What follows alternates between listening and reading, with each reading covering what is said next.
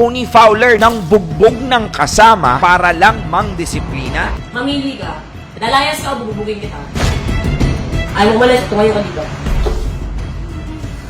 Hindi ka nabibigyan kasi ng isa. Na mo. Napakalandi mo. Ang respeto. Hayaan kita matulog ka. May kasama kang iba. Proven and tested naman yung ganyang klaseng disiplina. Depende rin syempre may control. Lason ka. Lason yan, yung ganyang ugali. Anong role ulit dito? Anong role mo? Atal ka! Deserve ko yon yung consequence na ginawa sa akin nila Mami Oni sa pagdisiplina. Anak kita! Anak kita! Kailan mo kaya pa may nangyari sa'yo? Sasabihin mo! Magtanda ka po! And tinatanggap ko naman yun. Ayoko mawala ng car. At saka, ang sarap ng buhay ko dito eh. Papabugbog na lang ako kaysa mamatay ako mahirap. Yo, what's up? This is Real Talk Darbs, ang pambansang issue analyzer ng Pilipinas, wherein I'm trying to influence you how to think critically about sa mga recent social issues ngayon dito sa Pilipinas. And today, we're gonna be talking about another viral issue patungkol sa latest vlog ni Tony Fowler na usap-usapan ngayon online. Ang pananakit ba ay parte ng disiplina o abuso na? Kailangan mo ba talagang saktan physically ang tao para lang matuto? Tama ba o mali ang ginawa ni Tony Fowler sa sitwasyon na to? And of course, what are the things that we may be able to learn in this kind of situation? Let's find out. First, let me give you a brief context. Sa mga hindi nakakaalam, Toro family is a group of people headed by Tony Fowler, or mas kilala sa tawag na Mami Oni. Yung iPhone 14 Hindi ako ko. yun, be. Hindi ako yun. Ilan sa mga kasama niya dito ay si Papa Odi, Mama Marie, Tyronia, Tito Vince, Harvey, Papi Galang, Bibi Happy, at Paye. They call themselves the OGs or the originals because they are the pioneers of Toro family. At dahil sila na lang din ang mga natira. Dami nang dumaan, sila pa din. also, sila din daw ang kauna-unahang family reality TV show sa Pilipinas, wherein nag-a-upload sila ng episode every Saturday. Sa ngayon, nakakatatlo na silang uploads entitled The Originals, Deserve, and Worth. Now, let's go back to the issue. Let me give you a summary nito kasi ang daming nagre-request sa inyo mga chismosa kayo. Kahit pause ako, gumagawa ko ng vlog para sa inyo. Buong daigdig, mayayanig! On their recent upload last Saturday, August 19, na may titulong Worth, mapapanood ang scene kung saan nag-viral ang confrontation ni Mami Oni at Paye. It all started sa naging confession ni Tyronia. Dito, kwento niya ang naging experience nila ni Paye sa na-encounter nilang foreigner. Pas po na elevator, tapos pumasok agad si Ate Paye. Tapos tinulak po siya ng foreigner. After daw ito mangyari, pinayuhan daw siya ni Paye na wag. Huwag na muna sabihin kasi nga po, magagalit po sila Mama Marie. Next, nagkaroon ng open forum ang Toro family wherein pinag-usapan nila ang mga nangyari. May nangyari pa na sa hotel, na ginanong ka ng foreigner. Tapos, ba't hindi mo sinabi kay Ate Marie? Dahil dito, agad namang napamura si Mama Marie. Yun ang masasabi ko sa inyo. Dalawa kayong adult, hindi nyo sinabi sa akin. Nanginginig ang laban ko kaninang umaga. Ang worry niya, marami din silang kasamang bata at that time. Moreover, Mami Oni said, Minor ka pa nun. Sinaktan ka ng foreigner, ginanong ka dito. Tapos, hindi niyo sinabi. Paye explain na balak niya naman talagang sabihin ito. However, 3 weeks na ang nakakalipas ay hindi pa rin niya ito nasasabi. Kailan mo plano sabihin? Mag-50 ka na? Ay, sarili mo lang ang iniisip mo. Kasama mo si Tyronia, si Ika. Mami Oni said na sinasaktan ka ng ibang tao, pinili mo pang pagtakpan at ilihim. Ginawa niya ng ate mo. Pinagsinungaling niya yung mga tao sa paligid niya. Dinami mo pa yung anak ko na maging malihim sa akin. Bukod dito, sinabi rin ni Paye, Sobrang magalit po sila Mama Marie. Ayoko rin po ng hirit dito ni Mami Oni. Ayaw mo ng gulo, sinaktan ka. Yan ang itinuturo mo kay Tyronia. Tapos ang role mo, ate ka. In addition to that, another issue na pinag-usapan on that open forum ay yung time na nakasama ni Paye matulog sa isang room yung friend niyang tomboy. Tingin mo ba yung 18 years old si Tyronia, papayagan ko na may ibang gender sa kanya nakasama niya sa kwarto ng 18 years old? What makes you think na okay lang sa akin yun? Ang tingin ko sa'yo, anak, at tingin ko sa'yo, bata. At dito na nagtanong si Mami Oni kay Paye. Mamili ka. Lalayas ka o bubugin kita. Mamili ka. Paye answered, which means she chose the other option, ang pabugbog. Hindi ka nabibigyan kasi ng isa! Na mo!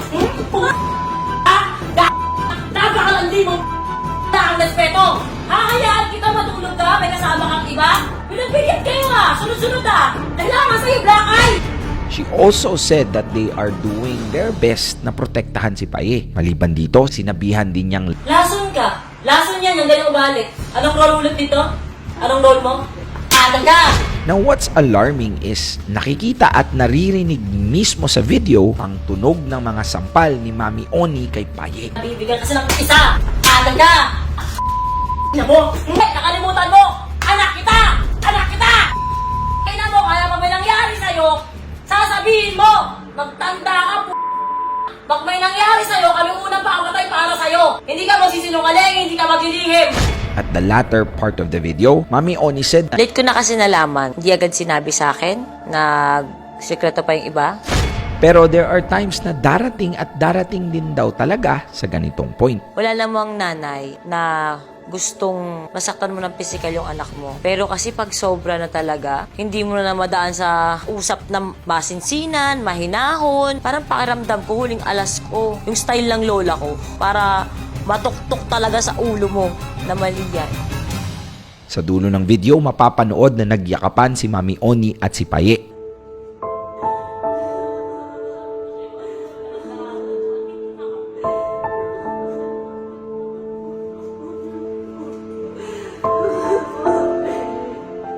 Sabi naman ni Paye sa nangyari, Alam kong deserve ko yon yung consequence na ginawa sa akin nila Mami Oni sa pagdisiplina, and tinatanggap ko naman yun. Ayoko mawala ng car. At saka, ang sarap ng buhay ko dito Papabugbog na lang ako kaysa mamatay ako mahirap. sa ngayon, this video garnered almost 2.7 million views at the time of recording this video. Inulan din ito ng halo-halong comments mula sa mga netizens. Sabi ni May, Tony is a perfect example of a traumatized rebel, liberated, and controlling person who's trying hard to do the same with her so-called family. Sabi naman ni Shaira May Bordalba, now I understand why most people sinasabi sa mga umalis sa Toro Fam, congratulations dahil nakaalis kayo sa toxic place. Family should be a safe place to us, not a battlefield. Sa ngayon, wala namang recent statement dito si Mami Oni at the time of recording this video. So, what are the three things that we may be able to learn from this kind of situation? Number one, discipline and violence are not the same. Sa disiplina, may pagmamahal. Sa violence, wala. Nabibigyan kasi ng isa! Alam ka! Na mo! Siguro pwede nating matawag na abuse ang isang bagay kung walang rason pero sinasaktan. Sa sitwasyon kasi na ito, may isang bagay na nagawa si Paye na malaki ang magiging epekto sa mga nakakabatang nakakasama niya. Isipin natin na maaaring maliit na bagay iyong paglilihim, pero yung epekto noon maaaring maging malaki kasi baka tularan. Number 2, we can never understand a parent until we become one. Ang dali kasi sabihin na pwede namang hindi saktan. Pero hanggat hindi tayo magulang, hindi din siguro natin iyon maiintindihan. Lalo na maaaring malalim na din iyong dahilan. Madali kasing magmagaling. Pero kapag nandoon ka na sa sitwasyon, I don't think magiging madali. So, let's not judge those parents who discipline their child. Lalo din na magkaiba ang panahon noon sa panahon ngayon. Number 3, iba ang anak at magulang. Why would a parent need to use bakal na kamay kung nakikita niya namang sumusunod ang mga anak at nakikinig? At bakit hindi din makikinig ang anak kung naiintindihan niya ang rason din ng magulang kung ano ang dapat at hindi? All in all, mas ikaw ang nakakakilala sa sarili mong magulang at anak. So don't compare kasi baka mapunta ka lang sa inggit o sama ng loob. Real talk. Pamilya sila after all, pero ibang usapan na kung may pang-aabuso ng nangyayari. Sa katunayan, magkaiba talaga ang parenting noon sa parenting ngayon. Dati kasi normal iyong may namamalo, may sampal, or may sapa. Kasi ganun lang din yung upbringing sa mga magulang natin. Ngayon, hindi na ganun. Konting sigaw o sermon, masamang magulang na agad. Konting pagkakamali, pakiramdam ng anak, wala na agad siyang kwenta. What I've realized in this situation is that kung nahihirapan tayong maging anak, paano pa kaya kung tayo'y maging magulang? However, this is something that I want everybody to understand. Hindi ibig sabihin na kung ganun ang nangyayari sa mga magulang natin before, that's how it's supposed to be right now. Before, walang nagtuturo paano maging magulang ang isang magulang, kaya we are being brought up by our parents the best way that they know how. Remember, family is where life begins and love never ends. Mama, kumusta na di na